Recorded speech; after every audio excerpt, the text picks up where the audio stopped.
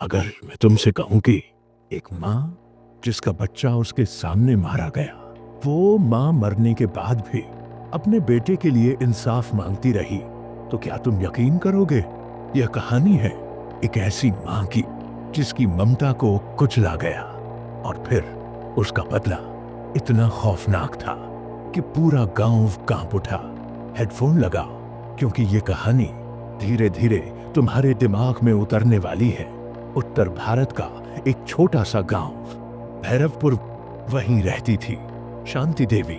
उम्र करीब 40 साल, साधारण सी औरत, लेकिन दिल बहुत बड़ा।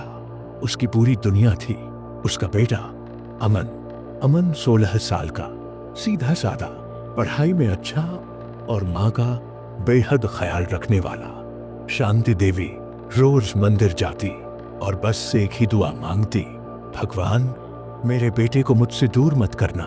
पर किसे पता था भगवान उसकी ये दुआ इतनी बेरहमी से सुनेंगे। गांव के ही कुछ दबंग लड़के, राघव, मोनू और दीपक, नशा, अहंकार और पैसे का घमंड। अमन ने एक दिन उनके गलत काम का विरोध कर दिया। बस यहीं से उसकी मौत लिख दी गई। अमावस की रात अमन घर लौट रहा था। अगली सुबह उसकी लाश गांव के पुराने कुएं में मिली। शांति देवी जब पहुंची तो बस चिल्लाई, मेरा बेटा नहीं हो सकता, मेरा अमन नहीं। लेकिन सच के सामने था। पुलिस आई, लेकिन पैसे ने सच को दबा दिया। शांति देवी हर दिन थाने जाती, हर दिन गिड़गिड़ाती, मेरा बेटा वापस तो नहीं आएगा, लेकिन उन्हें सजा दिला दो। लेकिन जवाब हमेशा एक ही, सबूत नहीं है। धीरे धीरे उस माँ की आंखों की रोशनी बुझने लगी। वो खाना भूल गई, हंसना भूल गई। एक रात मंदिर में बैठकर उसने कहा, अगर इस दुनिया में इंसाफ नहीं तो भगवान मुझे दूसरी दुनिया से ताकत दे दो। 3 महीने बाद शांति देवी अपने ही घर में मरी हुई पाई गई। चेहरे पर अजीब सी शांति थी, लेकिन आंखें खुली हुई। गांव के पंडित ने कहा, ये औरत बदले की आग में मरी है, इसकी आत्मा शांत नहीं होगी। लोगों ने बात को मजाक समझा, पर असली डर अब शुरू होने वाला था। सबसे पहले राघव एक रात वो चीखता हुआ गांव में दौड़ा।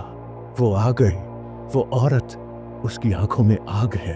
अगली सुबह राघव कुएं में मरा मिला, ठीक उसी तरह जैसे अमन मरा था।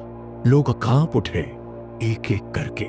मोनू और दीपक अजीब हालात में मरे, कभी छत से गिरकर, कभी जलकर। मरने से पहले तौतीन की आखिरी बात, माँ माफ कर दो। गांव में अफवाह फैल गई, शांति देवी वापस आ गई है। रात को लोगों को एक औरत की परछाई दिखती जो मंदिर से कुएं तक जाती। पंडित ने हवन करवाया, पूजा हुई। उस रात तेज आंधी चली। लोगों ने देखा एक औरत की आवाज, मेरा बेटा अब अकेला नहीं है। और फिर शांत। आज भी अगर कोई उस कुएं के पास जाता है तो हवा में एक माँ की आवाज सुनाई देती है। माँ कभी कमजोर नहीं होती। अगर तुम्हें लगता है माँ सिर्फ प्यार करती है, तो याद रखना, माँ जब बदला लेती है तो मौत भी डर जाती है।